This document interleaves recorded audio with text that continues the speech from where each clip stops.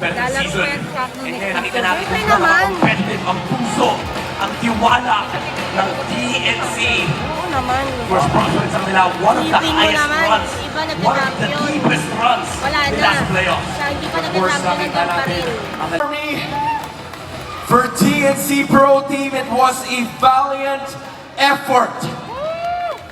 They have showcased what it takes to be one of the top teams in the league. And boys, keep your head high. Huwag niyo kakalimutan to always do that. Because you've showed to everyone what you can do. Talk to us about the journey in this playoffs. What did you discover from this team in spite of this defeat na na-experience niyo all throughout the postseason? Grabe yung pinakitang puso ng mga players. Kung munti ka nang hindi makapasok ito top 3, sobrang nakaka-proud yung naging run namin. And walang kahit na sino nag-expect na makakating kami dito. And ako, proud na ako sa narating namin. And alam kong mas malayo pa yung kaya namin ipakita sa susunod.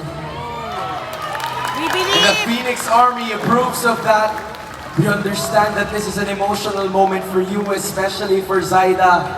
Pero Zaida, nakita mo lahat ng mga sumuporta sa'yo, man.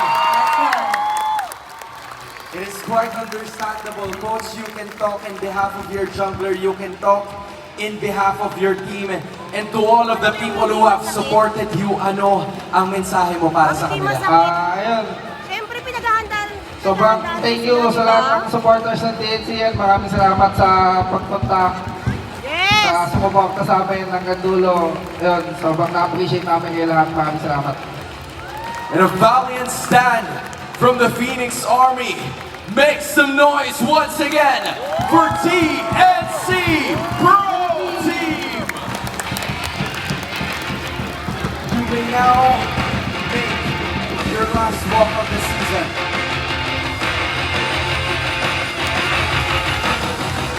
It was a tough battle. Lahat ng kanilang mga naging laban before this match reached all 5 games. And it was sad to see them go, but it was an incredible effort from each and every one of them. They really put a good fight. They really did put up a good fight against